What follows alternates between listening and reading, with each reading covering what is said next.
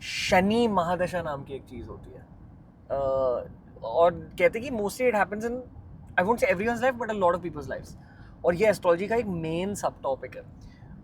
तो कहते हैं कि जो विराट कोहली के करियर में हुआ, it's a very good version of Shani Mahadasha, कि लगातार एफर्ट डालने के बाद, कंसिस्टेंटली डिसिप्लिन रहने के बाद वो आईपीएल जीते आफ्टर इयर्स ऑफ ट्राइंग। देखो, शनि की महादशा आपको तब लगती है मेरे हिसाब से, जितना मैं, देखिए मैं कोई ज्ञानी पंडित नहीं हूँ, बट जितना मैंने समझा या सीखा है मैं उसके हिसाब से अपना वर्जन बता देता हूँ। शनि की महादशा आपको तब लगती है जब आपके कर्म बुरे होते हैं। शनि जो है वो न्याय के देवता है। आपने गलत किया, आपको उसी टाइम रिजल्ट मिलेगा। तो यार अच्छे काम करने लग जाओ ना। एटलीस्ट जो आपके आसपास के लोग हैं उनको ही खुश रखने की कोशिश करो, तो शनि भगवान तो आपसे खुश होंगे ही होंगे। आपकी हुई है शनि महादशा लाइफ में? मतलब अगर हुई भी हो तो महसूस नहीं हुई, कि पता ही नहीं चली। मेंटालिटी वही थी, मेंटालिटी वही थी, हाँ। मेरे को ऐसा कुछ महसूस नहीं होता। अब आती रहती है, मेरे को बहुत सारे पंडितों के फोन आते हैं। मतलब अब तो क्या होता है कि जो पंडित होते हैं ना, वो मेरे को खुद ही भेजते रहते हैं एस्ट्रोलॉजी की चीज़ें और सब कुछ। मतलब ठीक है, बट मैं उसको सुनता हूँ, बट मैं फिर भी यही बोलता हूँ खुद से कि अपने कर्मों से और भगवान की भक्ति से आप सब कुछ ठीक कर सकते हो। कोई मटेरियलिस्टिक ड्रीम्स बाकी हैं आपके? मटेरियलिस्टिक ड्रीम, हाँ एक ड्रीम है मेरा मटेरियलिस्टिक ड्रीम, कि जो मैंने अचीव किया उससे बेहतर मेरा बेटा अचीव करे। Oh wow, wow.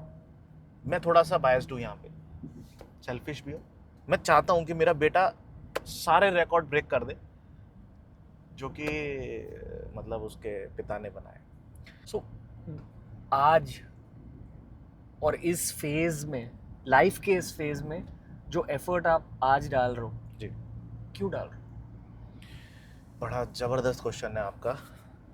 देखिए, आप जब एक वर्किंग एटमॉस्फेयर में, एनवायरनमेंट में खुद को डाल लेते हो, वहाँ से बाहर निकलना आपके लिए इम्पॉसिबल होता है।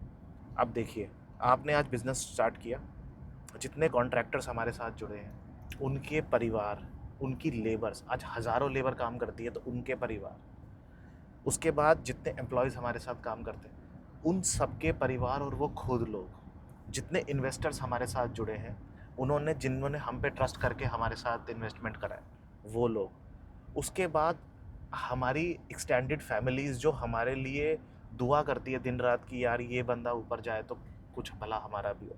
अब ये सब लोग जब आपको देख रहे हैं तो आप संत बन के, साधु बन के समाधि में तो नहीं बैठ सकते ना, आपको काम तो करना पड़ेगा।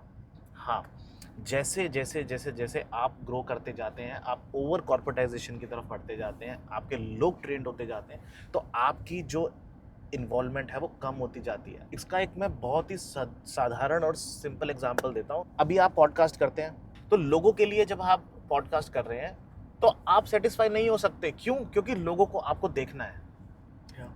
ट्रू। ये लाइफ में बहुत लेट मैं समझा हूँ। मैं मानता हूँ कि अगर ऊपर वाला आपको एक टैलेंट के साथ ब्लेस करता है, अगेन वो, उन्होंने आपको वो टैलेंट दिया है समाज के लिए, समाज के लिए, that's it. That talent is a responsibility. और ये मैं खुद के लिए नहीं कह रहा हूँ, आई थिंक ये ह्यूमन ट्रेट होती है, क्योंकि हर किसी का कोई ना कोई टैलेंट होता है। वो टैलेंट ढूंढो, और फिर उसके बाद कहते हैं ना, स्वधर्म नाम की एक चीज़ होती है। स्वधर्म यानी कि वो जॉब जिसके लिए आप पैदा हुए थे। लाइक फॉर एग्जाम्पल, आप ये रियल एस्टेट एंटरप्रेन्योर बनने के लिए पैदा हुए। अभी तो पता नहीं ना, अभी तो क्या क्या बाकी है।